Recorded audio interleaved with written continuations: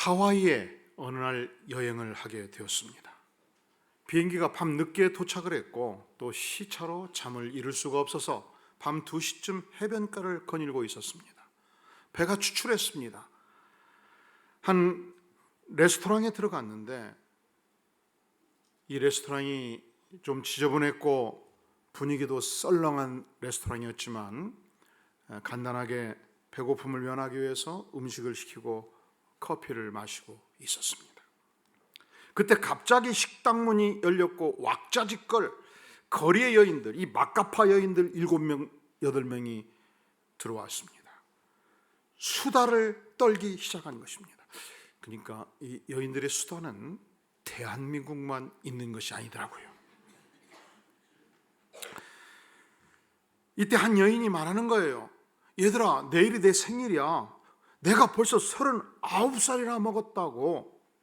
그때 갑자기 다른 여인들이 공격을 하기 시작했습니다. 아그네스, 너 지금 너 생일이니까 우리 축하 인사 받겠다고 노래 불러달라고 케이크 사달라는 거야? 뭐야? 어림도 없는 소리지. 네 주제에 무슨 생일 파티를 기대하겠냐? 이 여인의 얼굴이 싸늘하게 식었습니다. 갑자기 톤이 높아지기 시작합니다. 내가 언제 너희한테 생일 파티 해달라고 했냐? 내일 내 생일인데 내일 내 생일하고 말도 못하냐? 너희까지 왜 나를 무시하는 거냐? 하면서 이 아그네스라는 여인이 울부짖기 시작했고 욕설이 오갔고 드디어 6탄전 싸움이 벌어진 것입니다. 토니 캠펄러, 이 사회학자인데 이 교수님은 이 모습을 보면서 생각에 잠긴 거예요. 내일이 내 생일이야. 그러면 한마디씩만 해주면 되잖아요. 어떻게 하면 되지요? 예? 축하해. 그리고 좀 흥에 겨우면 기왕에 밤 2시, 3시 파티 그 자리에서 Congratulations 하나 불러주면 되잖아요. 왜 이들은 이 축하할 만한 일 앞에서 싸워야만 할까? 이들의 상처가 너무 깊구나. 인생의 많은 상처로 마음이 다쳐버렸구나. 상처투성이의 인생이구나. 우리 인생이 하나님의 사랑을 모르면 이럴 수 있겠구나. 이 상처 많은 인생의 비극을 보면서 하나님 없는 인생의 비극을 생각하면서 그가 마음으로 기도하기 시작을 했습니다. 여러분, 이 세상은 의외로 상처받고 고통받는 사람들의 아우성 소리가 넘쳐나고 있습니다. 우리가 만약에 하나님의 은혜, 하나님의 사랑을 모르고 이 정글 같은 세상에 내쳐진다면 이와 유사한 상처들을 여기서 저기서 많이 받게 될 것입니다. 우리가 하나님을 떠날 때 사실은 겪는 전형적인 몇 가지 현상이 있습니다. 오늘 창세기 3장에서 하나님의 말씀을 떠났던 인생의 비극을 몇 가지로 보여주고 있습니다. 첫째로 우리가 하나님을 떠날 때 어떤 현상이 있는가? 9절을 보세요. 여호와 하나님이 아담을 부르시며 그에게 이르시되 내가 어디 있느냐?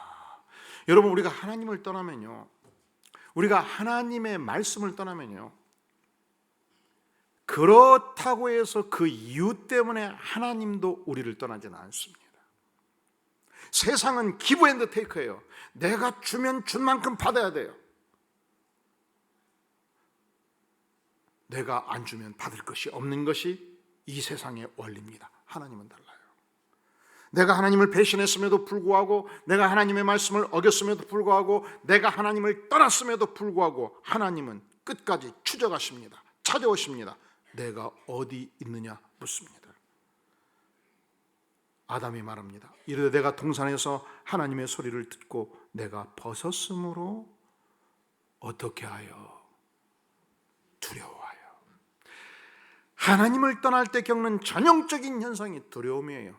불안이에요. 이것은 이 땅에 사는 그 어떤 인생도 벗어날 수가 없습니다. 20세기 등장한 중요한 철학 사조 중에 실존주의 철학이 있죠. 두 가지입니다. 유실론적 실존주의, 무실론적 실존주의. 하나님이 없다고 생각할 때 인간이 겪는 실존적 상황이 무엇인가? 불안의식입니다. 유명한 까뮤가 쓴 이방이라는 책을 보면 그가 얼마나 하나님을 떠난 인생이 겪는 내면 세계의 불안, 두려움, 고통이 무엇인가를 보여주고 있습니다. 이구동성으로 동일하게 실존주의 철학자들이 절규하는 내면 세계가 불안의 시기예요. 독일의 유명한 문필가였던 괴테는 불안은 인간의 가장 밑바탕에 웅크리고 있는 독사와 같다고 했습니다. 숨어져 있죠. 그런데 우리가 어떤 고통스러운 상황에 처하게 될 때, 인생의 위기를 만나게 될 때, 건강이 흔들릴 때 숨어있던 독사가 일어서서 내 영혼을 덮칩니다. 불안의 영혼을 덮치는 것입니다. 우리 예수님께서 십자가의 죽으심을 앞두고 제자들을 교육합니다. 그리고 예고합니다. 제자들은 몹시 고통스러웠습니다. 몹시 불안했습니다. 두려웠습니다. 왜냐하면 지난 3년 동안 가정을 떠나서 전적으로 예수님께 헌신했습니다. 이분이 위대한 지도자인 것을 알았습니다. 죽은 자도 살렸고 많은 병자도 살렸고 그분의 말씀은 청천벽력의 하늘의 음성이었습니다. 그런데 그분이 죽으신다는 거예요. 그분이 그냥 죽는 게 아니고 그 시대 강력한 정치, 종교 지도자들에 의해서 체포되고 구금되고 죽으신다는 거예요. 여러분, 정치 지도자에 의해서 한 종교 지도자 수개가 처형되면 제자들은 팔이 목숨입니다. 얼마나 두려웠겠습니까? 요한복음 14장 27절에서 제자들을 모아놓고 말씀하십니다. 무엇을 말씀하실까요? 평안을 너희에게 끼치느니 곧 나의 평안을 너희에게 주노라. 내가 너희에게 주는 것은 세상이 주는 것과 같지 아니하니라. 너희는 마음에 근심하지도 말고 두려워하지도 말라. 그렇습니다. 우리가 인생의 어떤 상황에 처한다 할지라도 전능자 하나님이 나와 함께 하시면, 그분이 내게 이 평화, 이 평강을 주시면 우리는 두려움을 이길 수 있습니다. 왜냐하면 이 평강은, 이 평화는 세상이 주는 것과 같지 않기 때문에 그렇습니다. 목요일 날 제자들을 교육하시고 금요일 날 처절하게 채찍에 맞으시고 온몸이 상처 투성이가 되어서 십자가를 메고 골고다 언덕을 걸으시고 십자가에 달려서 온몸에 물과 피를 쏟으시고 운명하셨습니다. 다음 날 토요 안식일이 지나고 그 다음 날 주일 새벽 주께서 부활하셨습니다. 보세요. 제자들은 거리를 다닐 수가 없었어요. 제자들은 한 방에 모였습니다. 문을 걸어 잠궜습니다. 왜일까요? 수개를 처형했으니 우리는 팔의 목숨이 아닌가? 우리는 앞으로 어떻게 해야 된단 말인가? 놀랍게도 그때 예수님께서 나타나셨습니다. 저들은 이미 예수님이 살아계실 때에 내가 십자가에 처형된다면 반드시 부활하리라고 약속했음에도 불구하고 믿지를 않았습니다. 그런데 말씀하신 대로 우리 주님은 죽음을 뚫고 죽음을 이기고 부활하셨습니다. 요한복음 20장 19절은 이렇게 기록합니다. 그날 곧 안식 후 첫날 저녁 때에 제자들이 유대인들을 두려워하여 모인 곳에 문들을 닫았더니 예수께서 오사 가운데 서서 이르시되, 말씀하시는 거죠. 따라해 볼까요? 너희에게 평강이 있을지어다. 너희에게 평강이 있을지어다.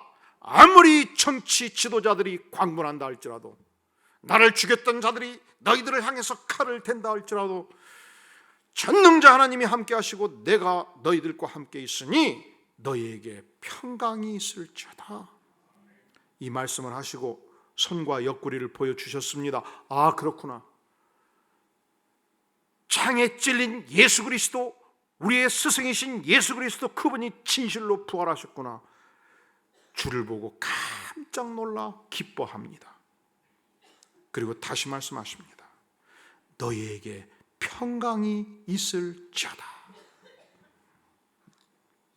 자, 예수님은 십자가에 달리기 전에도 사랑하는 제자들의 심령에 하나님의 평강이 있기를 원하셨습니다. 그리고 나의 평안을 너에게 주노라 말씀하십니다. 십자가에 달려서 부활하셔서 제자들을 찾아왔을 때에도 아무리 정치 지도자들이 광분한다 할지라도 너희에게 평강이 있을지어다 말씀하셨습니다. 여러분, 우리가 예수님과 동행하면 세상이 줄 수 없는 어떤 상황 속에서도 영혼의 평강과 평화를 누리는 삶을 살게 되는 것입니다. 하나님을 믿을 때 얻는 가장 큰 축복 중에 하나는 두려움으로부터 해방될 수 있다는 사실입니다. 세상은요, 갈수록 정글이 되어갈 것입니다. 더욱 경쟁 사회로 나아갈 것입니다. 이제 인간이 들어온 세상이 되었습니다. 나를 공격하는 자들이 여기저기 있을 수 있습니다. 두려워하지 마십시오. 왜냐하면 창조주 하나님이, 전능자 하나님이 나의 아버지시기 때문에, 그분이 우리에게 평강을 주시기 때문에, 이 평강은 세상이 주는 평강과 완전히 다른 하나님의 백성이 누리는 평강, 하나님의 나라에서 누리는 평강, 천국의 파티에서 누리는 축복의 평강이기 때문에 영적인 평화를 누리게 되는 것입니다. 유명한 리차드 범브란트 목사님이 공산당 정부에 의해서 감옥에 갇혔고 공산당 정부에 의해서 죽임을 당하게 될 때, 무력감 속에서 아무것도 할 수 없을 때, 굶고 죽이면 죽는 거잖아요. 무서웠습니다. 두려웠습니다. 너무 힘들었습니다. 여러분, 예수를 믿어도 그런 상황에 처하면 두렵지요, 어렵지요, 힘들지요. 그때 가슴에 품고 있던 포켓 성경을 열었습니다. 근데 이상하지요, 성경을 읽을 때마다 내가 처한 상황에 따라서 감동이 달라요. 놀랍게도 그렇게 두려워하지 말라, 두려워하지 말라, 두려워하지 말라, 성경의 말씀, 두려워하지 말라는 말씀이 클로즈업 되어서 눈을 잡았습니다. 그가 창세기부터 계시록까지 다시 읽었습니다. 밑줄을 긋습니다. 세어봤더니 365번이 등장했습니다. 그때 무릎을 쳤습니다. 그렇다, 두려워할 이유가 없다. 왜냐하면 나의 주님께서는 365일 날마다 두려워하지 말라 말씀하신다. 자, 하나님의 말씀을 떠났을 때 인간의 전형적인 모습, 두 번째 모습, 그것은 무엇입니까? 인간 안에 하나님을, 세상을, 그리고 인간을 도피하고자 하는 심령을 갖게 된다는 것입니다. 오늘 말씀의 8절에 보면 그들이 그날 바람이 불 때 동산에 거니시는 여호와 하나님의 소리를 듣고 아담과 그의 아내가 여호와 하나님의 낯을 피하여, 누구를 피했어요? 하나님의 낯을 피했어요. 하나님 자체를 피했어요. 동산 나무 사이에 숨은 것입니다. 우리가 하나님의 말씀을 떠나면 하나님이 두렵지요. 그래서 하나님을 피합니다. 산중 깊숙이, 동산 깊숙이 들어갑니다. 바다 속까지 들어가 봅니까? 여러분, 산속 깊이 들어가고 동물 속으로 들어가고 땅속 깊이 들어가고 바닷속 깊이 들어가면 하나님이 안 계시지요? 아닙니다. 하나님은 무소부지하시지 않습니까? 요나가 그렇게 생각했습니다. 하나님이 니느웨를 향해서 복음을 전하라. 니느웨는 이스라엘의 적성국가 아수르의 수도였습니다. 하나님, 내가 그곳에 가서 복음 전해서 그들이 하나님을 믿어버리면 하나님이 그들을 축복할 것이 아닙니까? 그러면 이스라엘은 뭡니까? 난 못 가지요. 그가 반대로 다시스행 배를 탔습니다. 그가 우여곡절에 바다에 던져졌습니다. 거대한 물고기가 그를 삼켰습니다. 그는 바닷속 깊은 곳에 거대한 물고기 뱃속에서 이 각종 물고기가 잘라진 이 시체더미 속에서, 찌꺼기 더미 속에서, 비린내 속에서, 그 속에서, 그 깊은 바다 속에서도 하나님은 계셨습니다. 아니, 오히려 그 속에서 계신 하나님을 만났습니다. 회개하였습니다. 하나님 죄송합니다. 제가 말씀을 떠났습니다. 하나님이 가라 하면 가겠습니다. 그때 이 거대 물고기가 해변가에 그를 토해냈고 그는 단걸음으로 아수르 니느웨를 향해서 걸어갔고 그는 하나님의 말씀을 증거했고 그 결과 엄청난 회개의 역사가 일어난 것입니다. 그렇습니다. 우리는 세상 어느 곳에 가서도 하나님을 도피할 길은 없어요. 자, 하나님을 떠났을 때 인간이 보여지는 세 번째 전형적인 모습이 있습니다. 그것이 무엇입니까? 11절, 누가 너의 벗었음을 내게 알렸느냐? 내가 내게 먹지 말라 명한 그 나무 열매를 내가 먹었느냐? 그때 아담이 말합니다. 하나님이 주셔서 나와 함께 있게 하신 그 여자 때문에 그랬고, 그 여자를 주신 하나님 때문에 그랬고, 여기서 멈추지 않습니다. 하와야, 너는 왜 먹었느냐?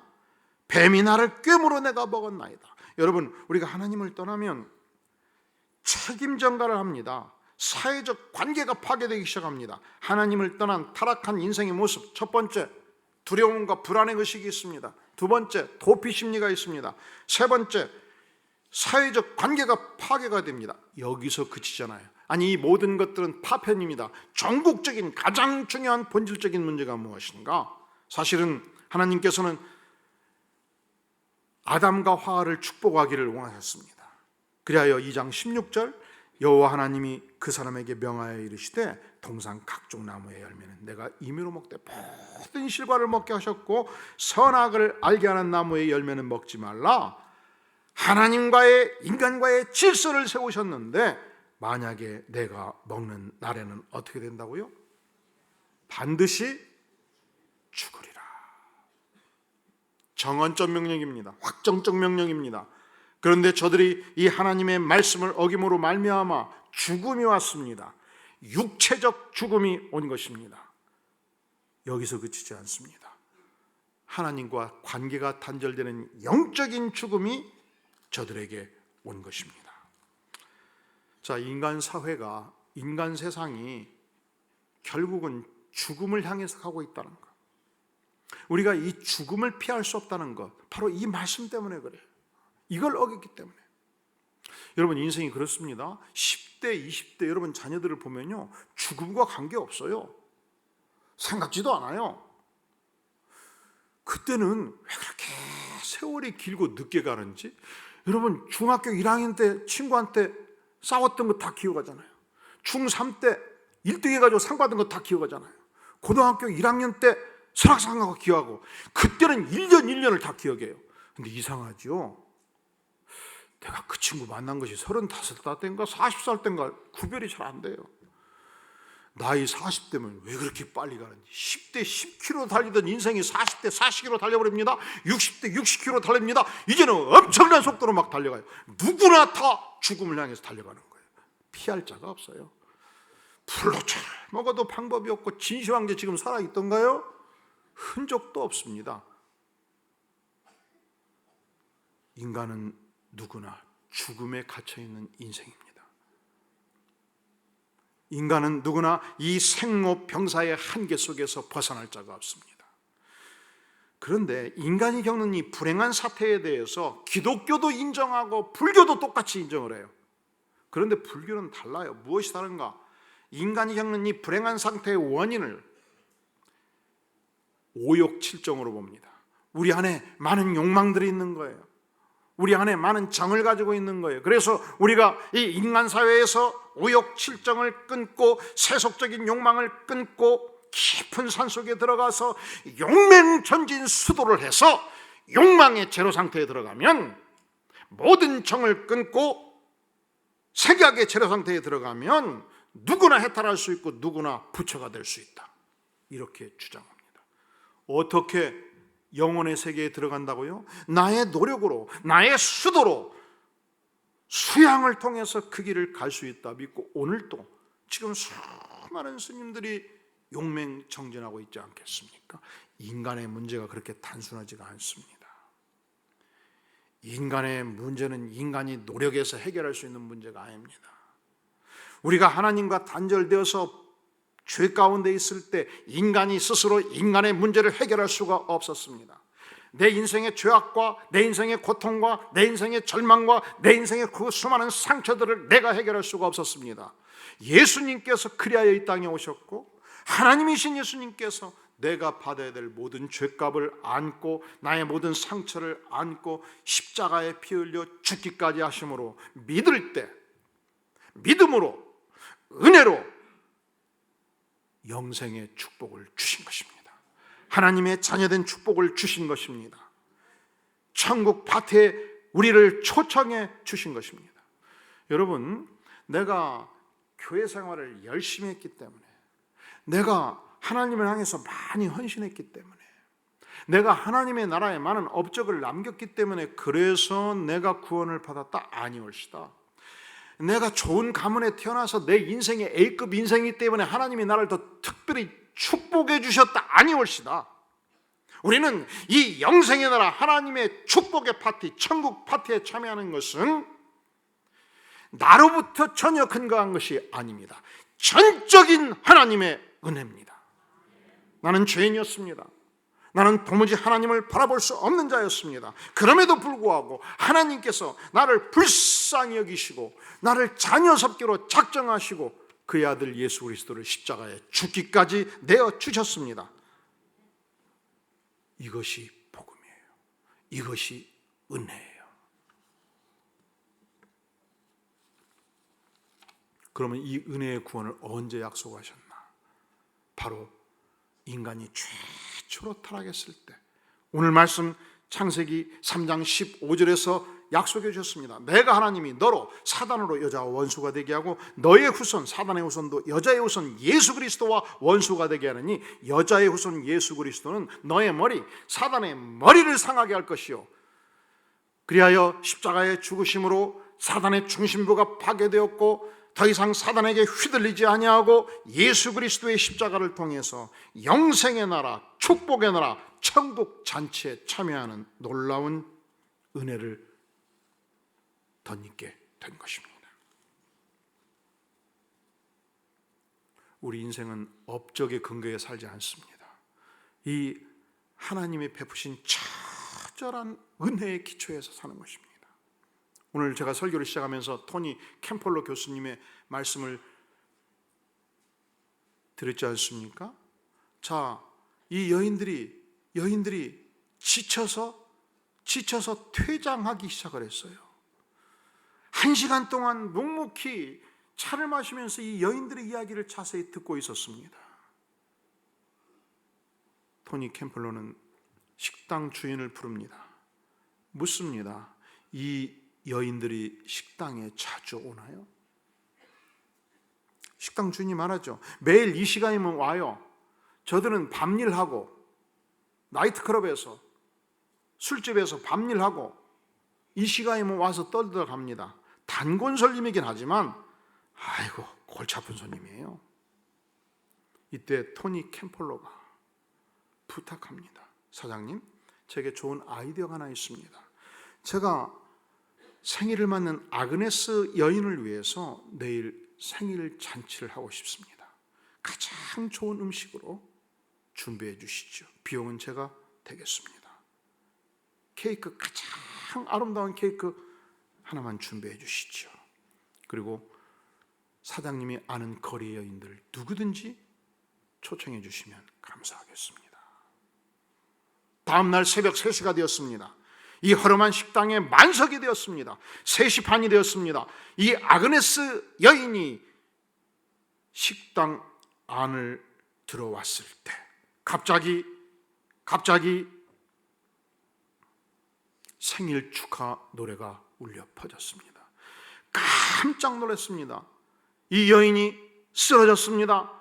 펑펑 울었습니다. 이때 토니 캠펄로 교수님이 손을 잡고 일으킵니다. 사랑하는 아그네스야, 소중한 인생인데 이 땅에 태어난 걸 진심으로 축하드립니다. 그리고 다시 생일 축하 노래가 울려 퍼지기 시작했고 이 노래를 부르는 모든 여인들이 눈에 눈물이 글썽거렸습니다. 아그네스는 펑펑 울고 있었습니다. 노래가 끝나자 토니 캠펄로 교수님은 이런 제안을 해요. 제가 이 시간 아그네스 영혼의 행복을 위해서, 바로 여러분들의 영혼의 행복을 위해서 기도해도 되겠습니까? 그날 가장 교회답지 않는 곳에서 가장 경건하고 감동적인 기도가 울려 퍼졌습니다. 모든 사람들의 눈이 퉁퉁 부었습니다. 이 엉성한 식당에 하나님의 나라, 천국 잔치가 열린 것입니다. 토니 캠펄러 교수는 이 사건을 바탕으로 해서 책을 한 권 써요. 하나님의 나라는 파티입니다. 여러분, 과연 오늘의 이 시대에 우리가 예수 믿는다는 것은 무엇을 의미할까요? 죄와 사망 권세로 시달릴 수밖에 없고 죽을 수밖에 없는 내 인생을 향해서 예수님이 오셔서 내 인생의 모든 죄가를 용서해 주시고 드디어 영원의 나라, 천국의 나라 파티에 날마다 초청받는 축복, 이것이 저의 삶이고 여러분의 삶이라고 믿습니다. 기도하시겠습니다. 영광의 주님, 죄 많은 인생입니다. 연약한 인생입니다. 하지만 주께서 십자가에 피 흘려 죽기까지 하심으로 우리를 버리지 아니하시고 천국 천치에 초청해 주시니 감사합니다. 주님, 날마다 하나님 주시는 이 평강과 은혜 속에 강한 삶을 살기를 구합니다. 아버지여, 우리가 가는 곳곳마다 토니 캠펄로의 영광이 나타나게 도와주시옵소서. 예수님의 이름으로 간절히 기도하옵나이다. 아멘.